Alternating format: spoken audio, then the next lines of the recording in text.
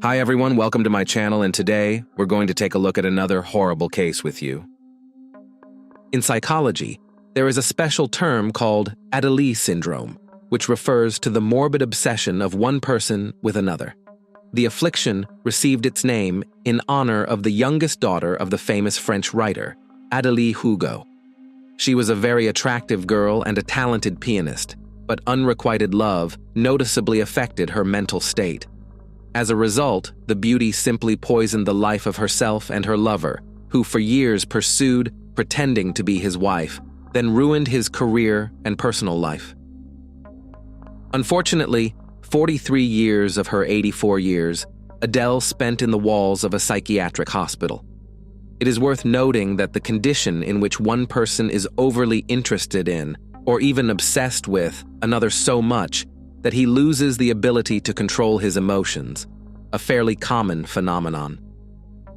In most cases, an experienced psychologist can help. Sometimes hospitalization and more thorough therapy are required, but sometimes such obsession borders on insanity, pushing a person to desperate, unpredictable, and extremely cruel actions.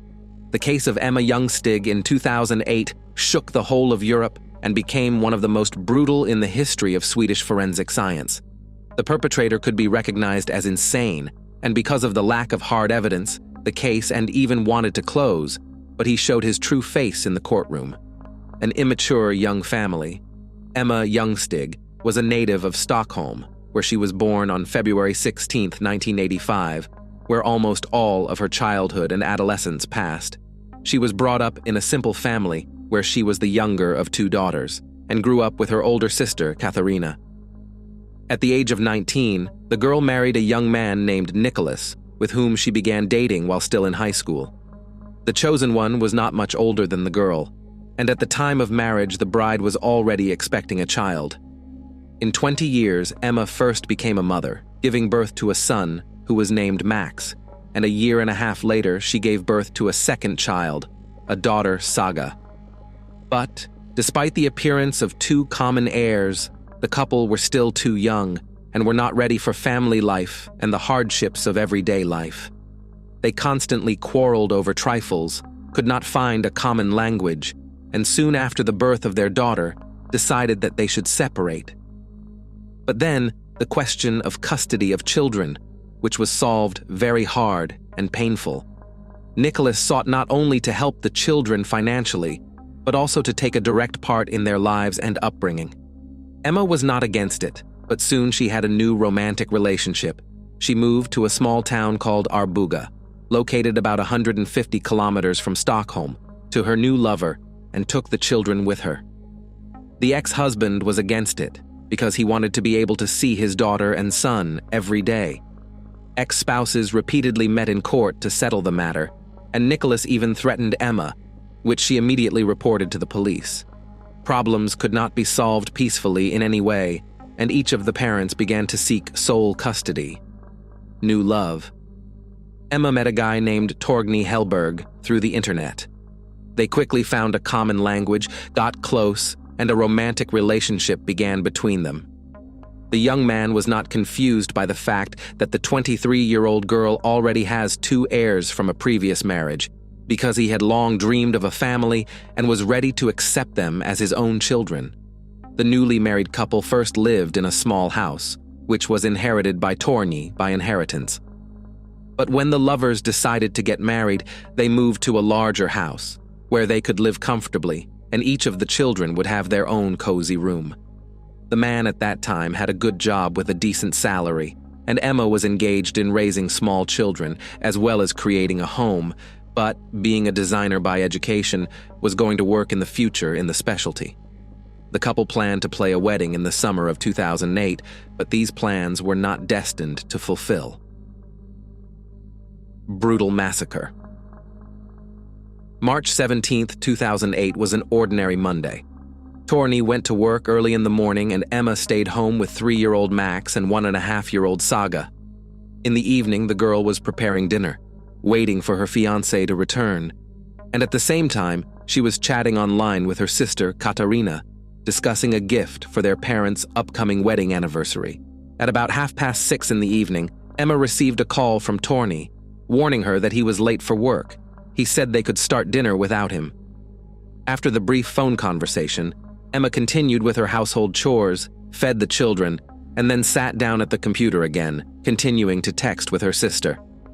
At 07:07 p.m., their communication was abruptly interrupted, literally half a word. Katerina thought it was very strange, because she saw that her sister was typing a message to her, but for some reason never sent it. 5 minutes later, a worried Katerina called Emma, but she didn't pick up. Then she dialed Torgny's number to find out what had happened. The young man was on his way home from work and was just approaching the house, so he assured Katerina that everything was fine, that Emma was probably distracted by the kids, and that she would call her back as soon as she could. When the man arrived at the threshold, he was surprised to find that the front door was unlocked. When he went inside, he immediately noticed the mess, thinking that the children had made a mess while playing.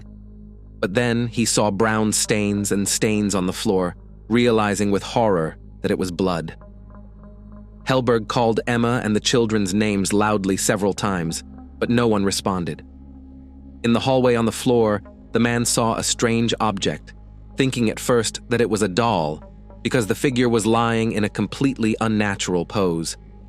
As he got closer, however, he realized that it was Saga in a pool of her own blood.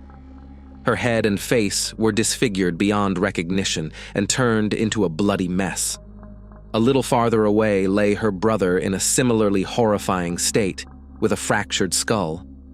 Their mother was also lying on the floor, covered in blood and in an unnatural posture.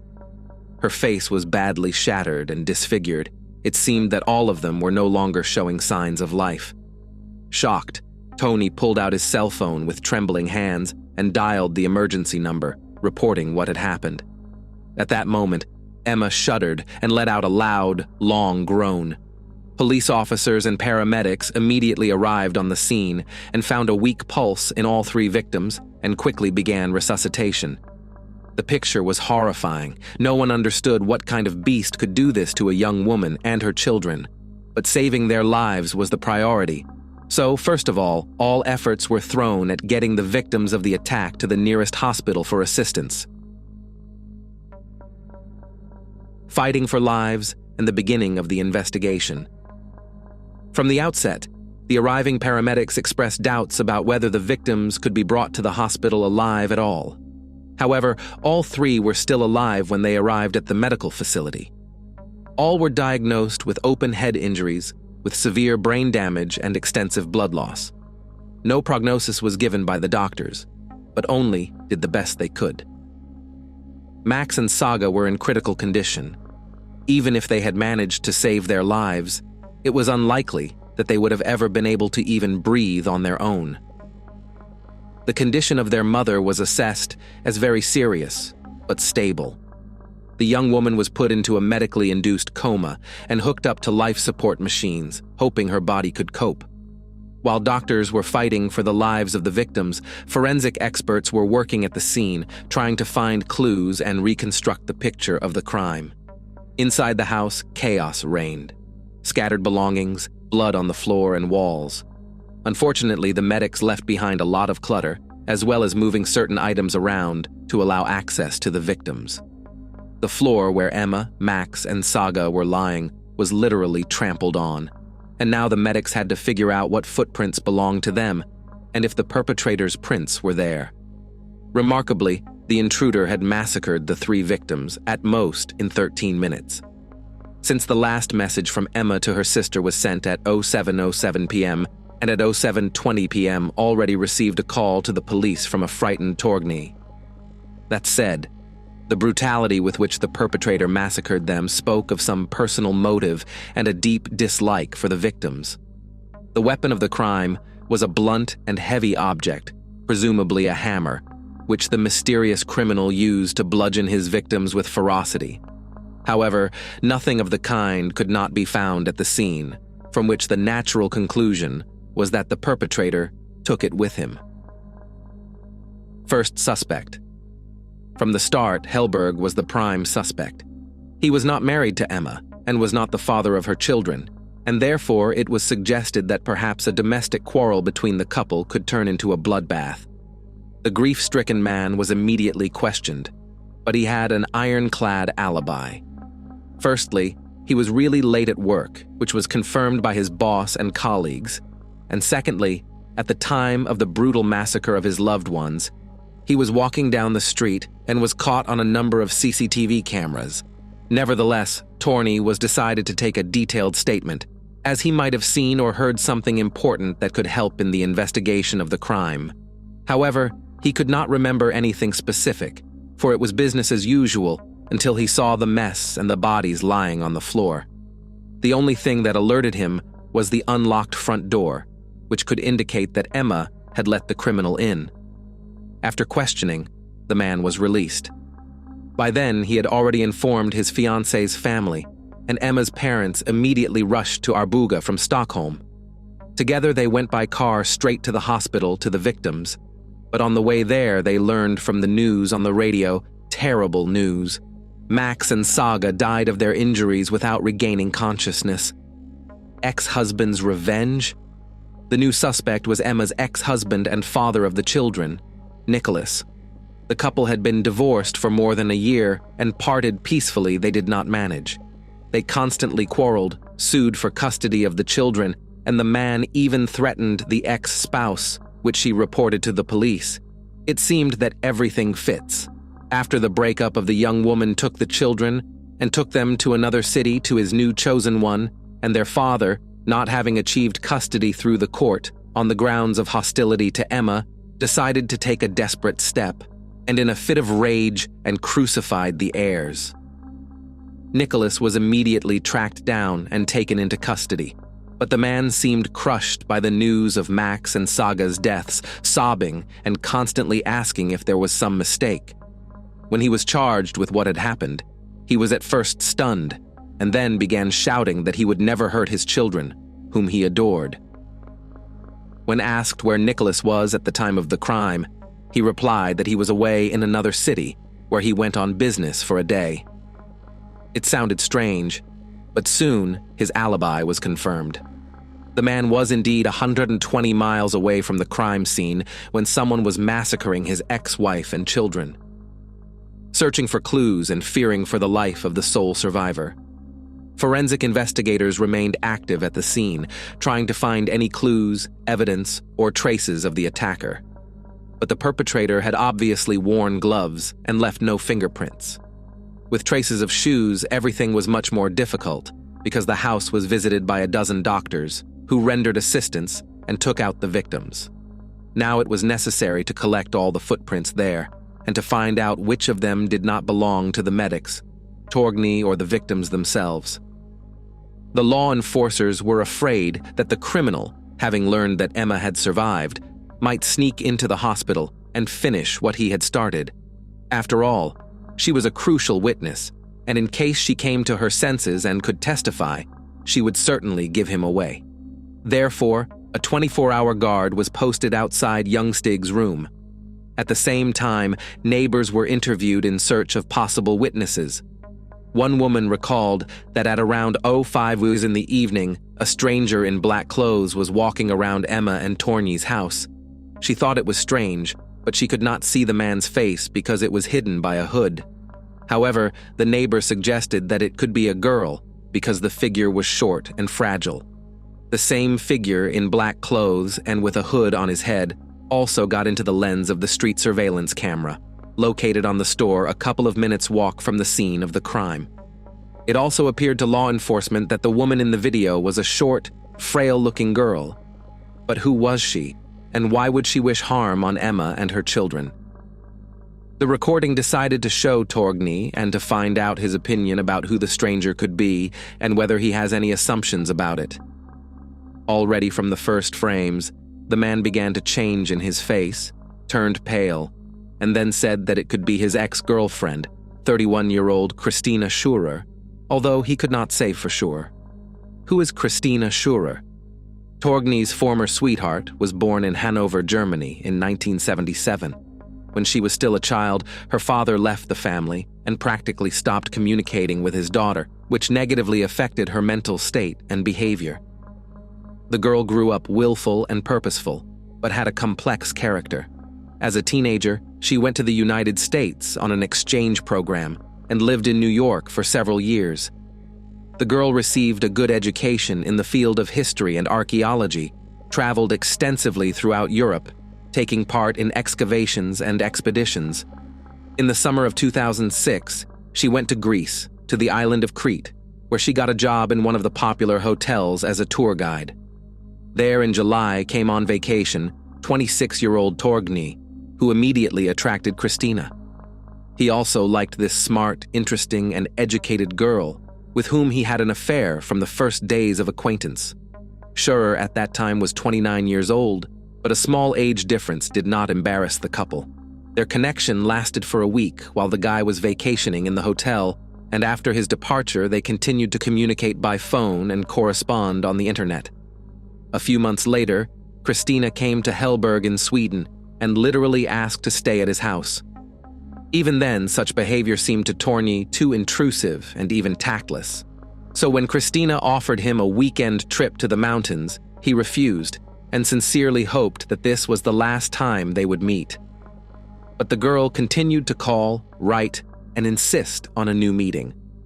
In January 2007, during a phone conversation, Torgny told Christina that everything was over between them and they should not meet again, but Christina pretended not to hear it.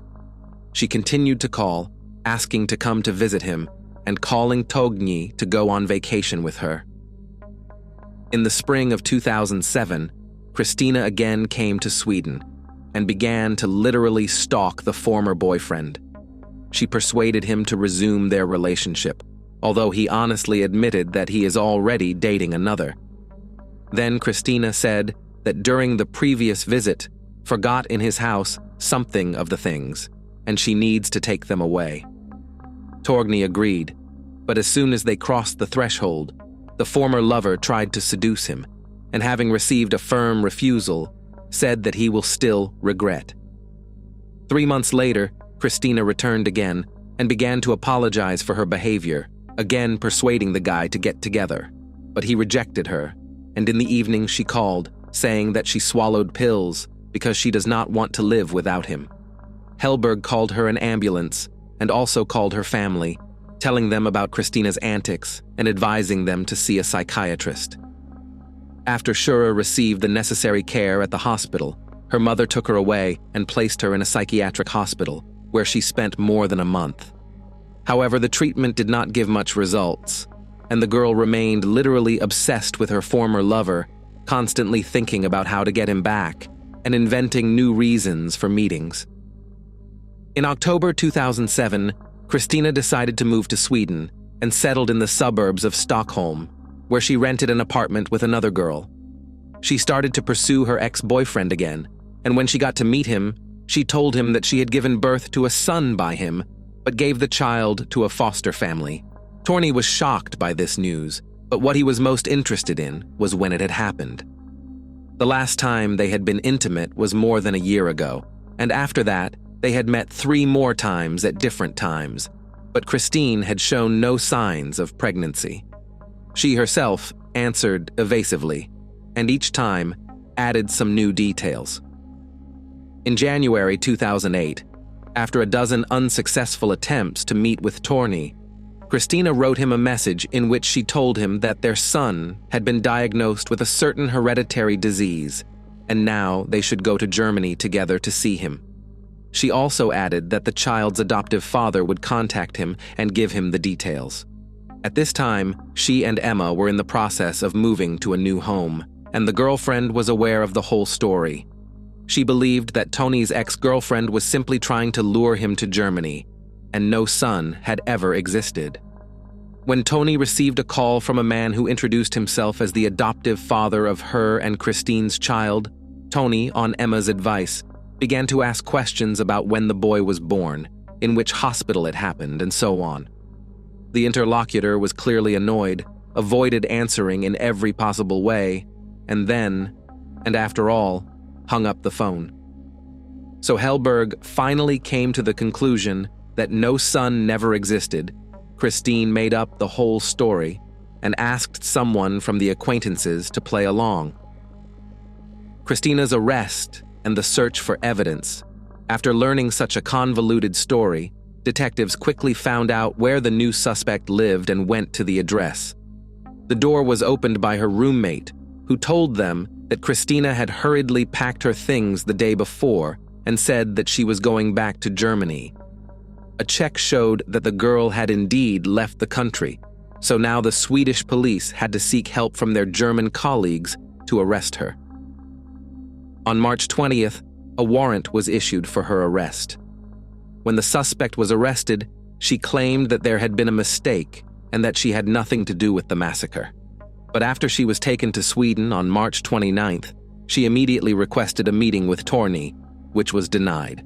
She was completely calm, but periodically asked to meet or call her ex again. Christina's rented apartment was thoroughly searched, and her phone and laptop were seized for inspection. All her clothes were thoroughly checked, but no traces of blood were found there.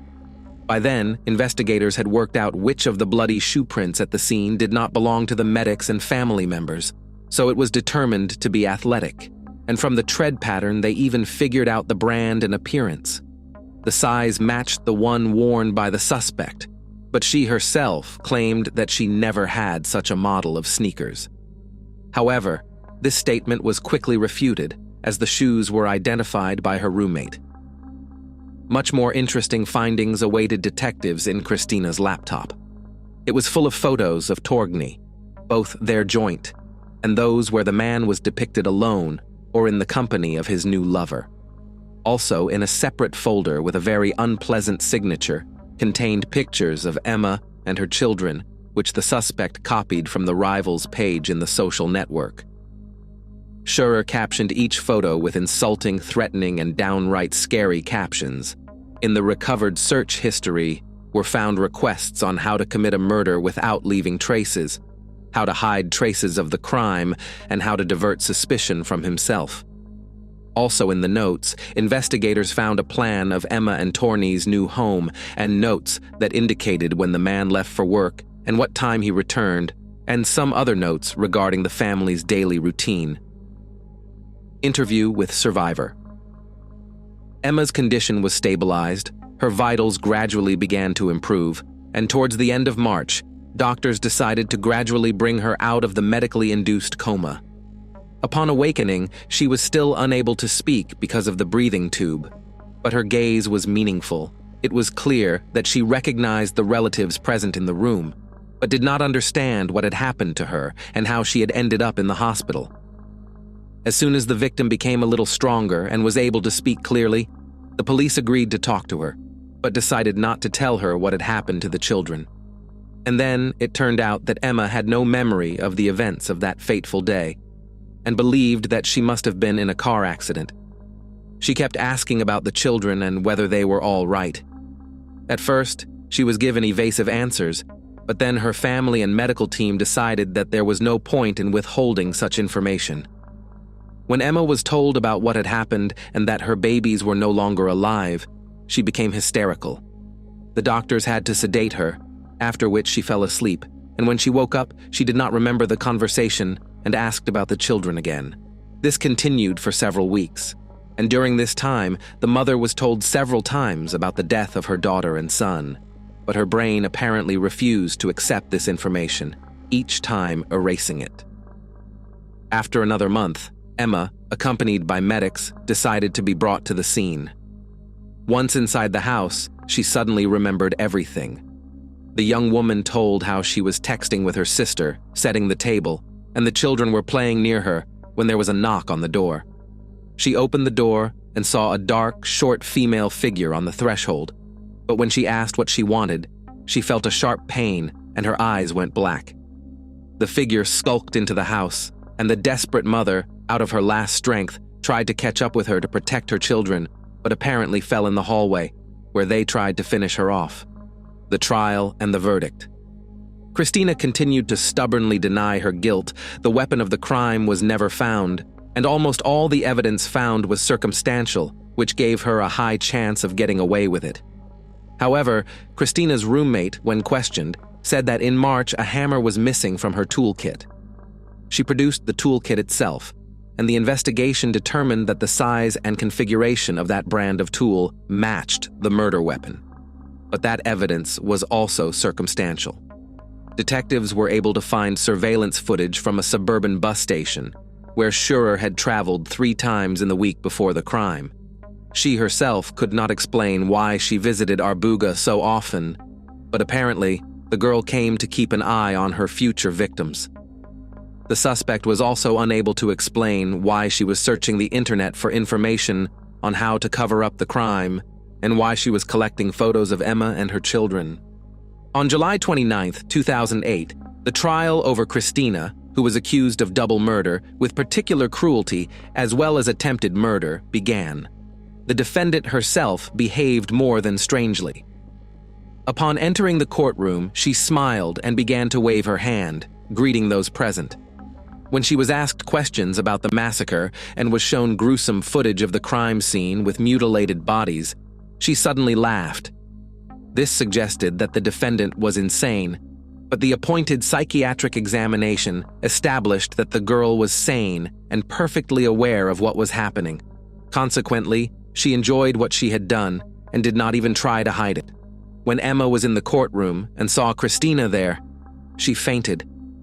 When she was brought to her senses, she said that she finally remembered everything, and this face was the last thing she saw on that fateful day.